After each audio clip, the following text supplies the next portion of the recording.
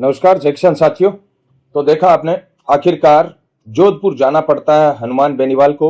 और जैसे ही जोधपुर पहुंचते हैं तो रात रात के अंदर सारा घटनाक्रम बदल जाता है। जो पुलिस परिजनों के पीछे दबाव डाल रही थी कि आप जल्दी से जल्दी अनीता का पोस्टमार्टम करवा दीजिए, अंतिम संस्कार करवा दीजिए, वही पुलिस फिर पलट जाती है और जो भी दुष्कर्मी होते हैं, जिन्होंने ये अपराध किया है, मर्डर करने वाले लोग हैं, उनके पीछे पुलिस पड़ जाती है।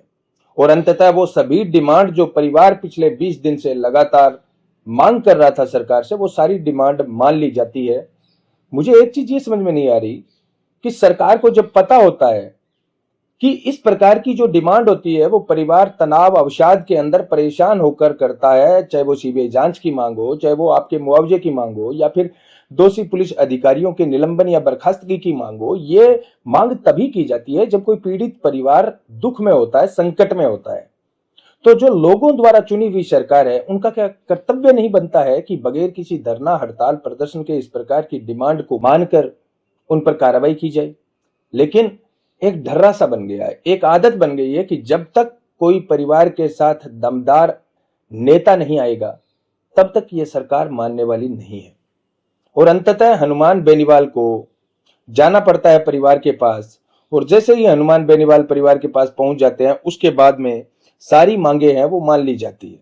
तो जो लोग विधानसभा उपचुनाव चल रहे थे, जब राजस्थान के अंदर 7 सीटों पर, उनमें से एक सीट थी खींवसर, जहां पर नागौर सांसद हनुमान जी बेनीवाल की धर्मपत्नी कनिका बेनीवाल चुनावी मैदान में थे, तब कांग्रेस और बीजेपी अपने अपने दावे ठोक रही थी, अपने अपने वादे कर रही थी। तब हनुमान बेनीवाल ये बार बार कह रहे थे कि मुझे आप मौका दीजिए, मैं दिन रात आपकी सेवा के अंदर पिछले 20 साल से हाजिर हूं और आगे भी आपके बीच में रहूंगा।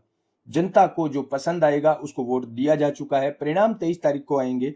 लेकिन जब हम कहते हैं हनुमान बेनीवाल लोगों के दुख दर्द में शरीक होने वाला नेता है, हनुमान बेनीवाल संघर्ष का पुरोधा है, जब ये बात हम कहते हैं तब जनता को समझ में आए या ना आए, लेकिन विरोधी जो होते हैं कांग्रेस और बीजेपी वाले, वो कहते हैं नहीं नहीं, हमारे से बड़ा कोई संघर्षशील नेता नहीं है, हमसे बड़ा जनहित का काम करने वाला कोई नेता नहीं है। आज वो कांग्रेस और बीजेपी के नेता कहां हैं?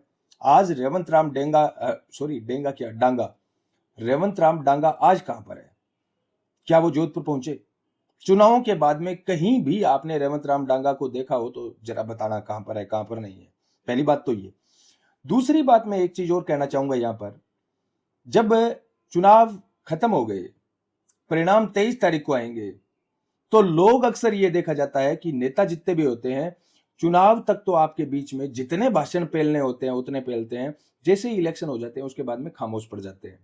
जैसे आपकी ज्योति मिर्धा चुनाव हारने के बाद में आपको कहीं दिखाई नहीं दे रही है, जैसे आपके रेवंत राम जी डांगा अब आपको कहीं दिखाई नहीं देंगे।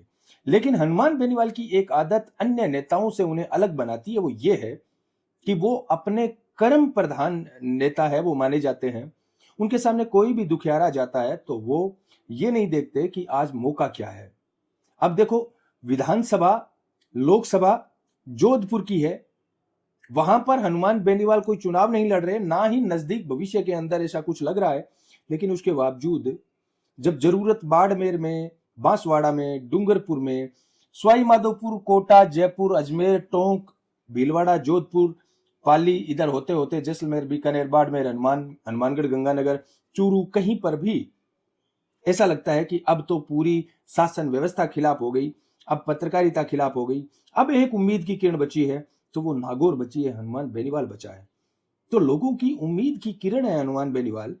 हमेशा मैं ये देखता हूं कि कहीं पर भी कोई बड़ा विवाद होता है या लंबे समय से लोग संघर्ष के अंदर बैठे हैं, तो उनके लिए उम्मीद की किरण हनुमान बेनीवाल है। और मैं ये मानता हूं कि अगर चाहे कांग्रेस का नेता है, चाहे बीजेपी का है, आरएलपी का है, निर्दलीय है, कोई भी नेता, अगर लोगों की उम्मीद है ना, तो उस नेता को मजबूत करो। आज हनुमान बेनीवाल लोगों की उम्मीद है। लोग दुख में, मुश्किल के अंदर यह सोचते हैं कि मैं अगर हनुमान के पास चला गया या हनुमान को मेरी मुसीबत का पता चल गया तो हनुमान बेनीवाल मेरी सहायता करेंगे। ये जो उम्मीद होती है, ये उम्मीद बहुत कम नेताओं के अंदर जनता की होती है, और उन कम नेताओं में हनुमान बेनीवाल है। ईश्वर हनुमान जी बेनीवाल को स्वस्थ रखें, समृद्ध रखें, खुशहाल रखें, और हमारे बीच में इसी प्रकार वो जनता को न्याय दिलाते रहें। जैसे ही हनुमान बेनीवाल का काफिला जोधपुर पहुंचता है, उसके बाद में लोगों के चेहरों पर खुशी आ जाती है। जितने भी लोग वहां पर हजारों लोग इकट्ठे थे, सब एक उम्मीद से भर जाते हैं, एक उल्लास से भर जाते हैं कि हाँ, इतने दिन हो गए संघर्ष को, अब परिणाम आने वाला है, क्योंकि अब हनुमान आ गया। तो हनुमान को परिणाम से जोड़ा जाता है, हनुमान को न्याय से जोड़ा जाता है, हनुमान को संघर्ष से जोड़ा जाता है, हनुमान को उम्मीदों से जोड़ा जाता है, क्योंकि हनुमान दिल से लड़ाई लड़ने वाला नेता है। तो इस प्रकार के नेता हमें सपोर्ट करना चाहिए, इस प्रकार के नेताओं को। इस प्रकार के नेता प्रदेश के कोने कोने में होने चाहिए, हर विधानसभा में होने चाहिए, जो दिल से काम करे, ना कि दिमाग से। और पिछले 20 साल से लगातार सत्ता के खिलाफ जाकर, सत्ता से लोहा लेकर अगर कोई इंसान लड़ रहा है ना, तो वो सामान्य इंसान नहीं है, इस बात को गांठ बांध लीजिए।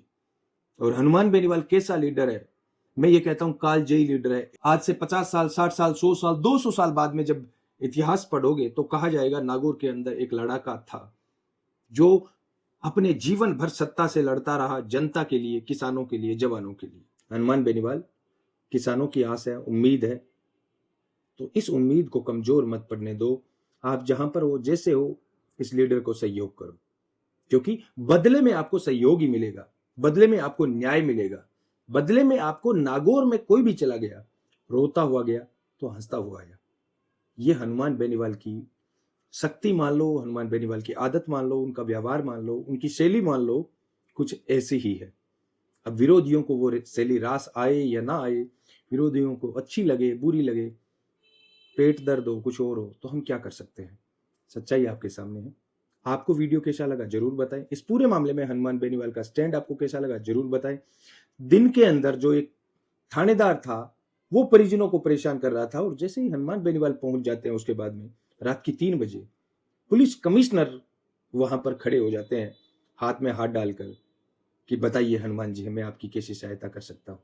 ये संघर्ष का परिचायक है, ये एक दबंग लीडर की पहचान है कि वो जहां जाता है प्रशासन सड़कों पर आ जाता है। तो इस प्रकार के लीडर्स का सम्मान करें, सहयोग करें, समर्थन करें, मजबूत करें। धन्यवाद। जय किसान।